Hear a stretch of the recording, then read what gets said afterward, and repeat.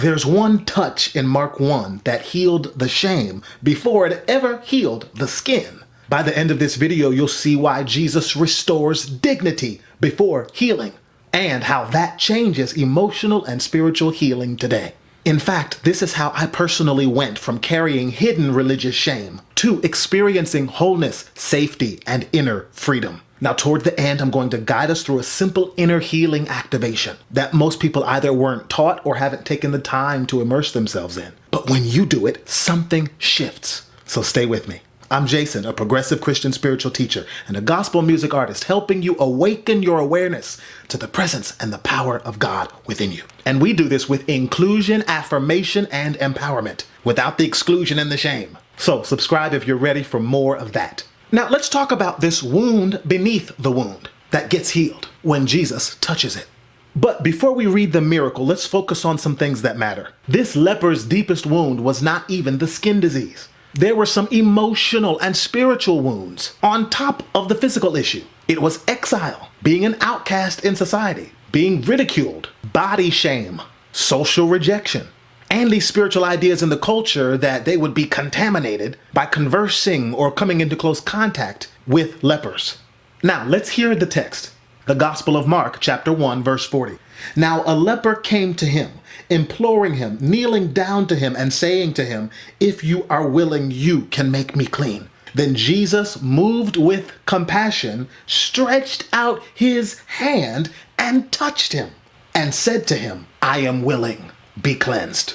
Now please understand, it was a radical act for Jesus to touch this person, because in that society you didn't touch lepers, much less get close to them. Yes, it says Jesus, moved with compassion, stretched out his hand and touched him. And this is the turning point. Jesus touches the place that religion declared untouchable. It was against their religion for him to do that. And yet here is Jesus defying religion to reach the humanity in the person. Can you see how this is still a radical idea for today, the world in which we live? When you and I awaken to the truth of who we are in God and who God is in us, and we have the audacity to see the person and affirm the dignity in the person, despite what religious condemning labels people try to put on others.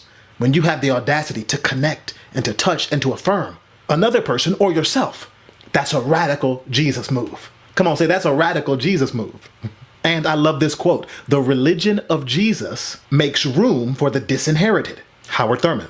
Notice here how Jesus begins with contact, not correction. In other words, if you hadn't done this, if you hadn't gone here, you wouldn't be in this situation in the first place. He doesn't say that. He just reaches out his hand and says, "Be cleansed."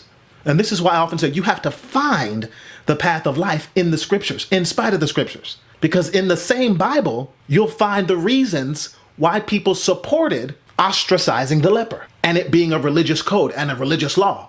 And then you'll see in that same Bible the Jesus who defies it to contact the dignity in the person and to restore well-being.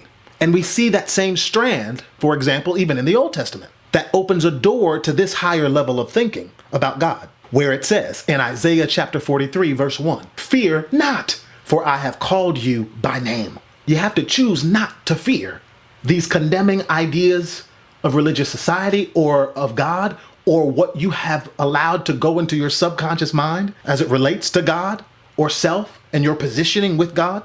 When you begin to understand that Jesus actually goes up against religious laws of his day to awaken the dignity and to release the healing in the lives of people, it's a radical thought. It's a radical shift in how you see God and how you see yourself. Listen, if this is already shifting how you see yourself and God, ReImagine God goes deeper into this identity restoring theology to break you out of the shame, to break you out of the condemnation, to show you the truth of your being and restore the dignity. So I've linked the book below if you're ready to continue on the journey. Just go to reimaginegodnow.com and you can start reading for free. Now let's look deeper at how Jesus regulates even the nervous system here in this story. This touch is more than symbolic. It literally tells the body of the person, you are safe now. And one thinker famously quoted, "The body keeps the score." But what's so awesome is Jesus understands trauma before this modern psychology language existed. And he has the audacity to reach out his hand and touch. And I'm so glad to know that that's actually in line with the truest heart of God, the good. Because Psalm 147 and verse 3 shows us this. He heals the brokenhearted and binds up their wounds. God is the healer. Can you say God is the healer?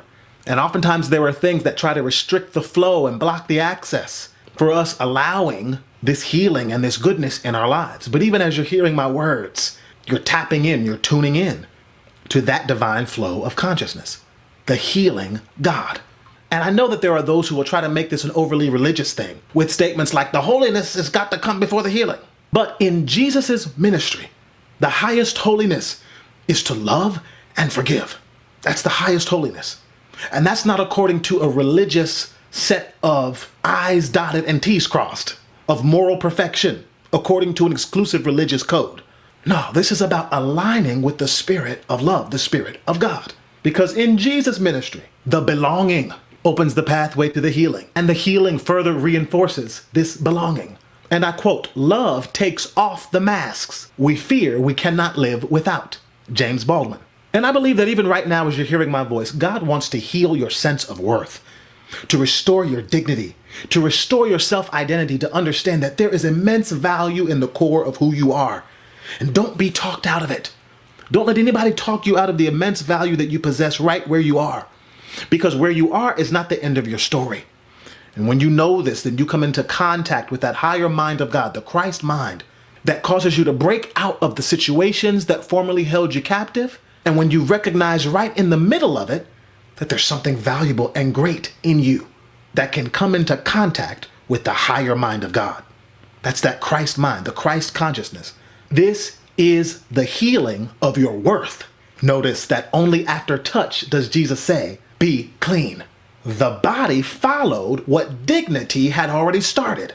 Are you seeing this? This is what's happening behind the text. In the mental, emotional realm and spiritual realm, be clean follows after the touch. And that's why I'm so glad that the New Testament turned the story out of the condemnation of people, including women and queer people and any other margins of society.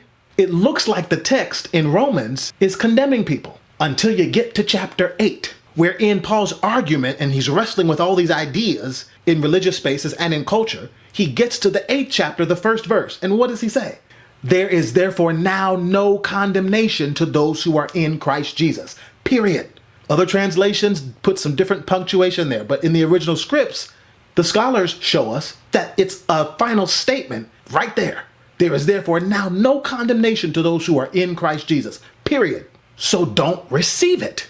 Do you see that? When you know who you are, you don't receive naysaying words of accusation against the truth of your being because you know who you are and you can't be talked out of it. Why? It's the mind of Christ, that redeeming mind, that healing mind, that touching mind that brings you into belonging and dignity. That becomes the highest identification that you receive for yourself.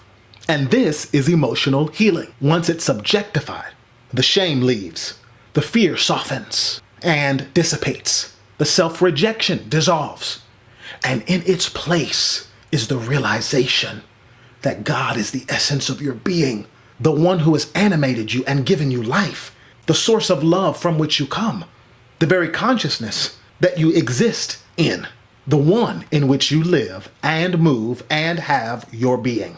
Can you lay your hands on yourself and say, that's the truth of me? Yes, that's the truth of me.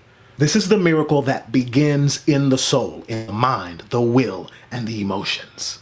Lay your hands on yourself and declare, the places I used to hide or felt like I couldn't be authentic now come into contact with divine love. I now come into contact with the Christ mind, with the Christ spirit, the Christ consciousness. And in this contact with the Christ, I receive love. I receive belonging. I receive dignity. My consciousness is raised. My mind is raised to the realization that I exist in love and love exists in me. From this newfound realization that the kingdom or the realm of God is within me, I look up. I live up, and I recognize the truth of who I am in God and who God is in me. Infinite good, infinite love, the peace of God, the blessing of God, the abundance of God is for me. I go forward. I walk higher into the new reality as this good expresses in my world. Thank you, God, for making me free. I receive healing today. I receive healing without shame. I receive dignity today. I receive dignity without condemnation. I receive alignment with love for God, self, and others. Thank you for this restoration. Thank you for this new awareness. May it be so, and so it is. In Christ's name, the presence and the power of God, of good, with me and in me. Amen. If this message spoke to you, grab ReImagine God below. It's where we break free from toxic theology, toxic ideas of God and self, and activate the divine power within to manifest abundance, purpose, and a more just world. Are you ready to step into a more just world? Not only for yourself, but for others. If so, just go to reimaginegodnow.com. We can partner with God in how our story unfolds, a story that affects you and all that you're connected to. Remember, when you reimagine God, you reimagine yourself and the world of possibilities that unfold for you. Your future is bright. See you in the next video.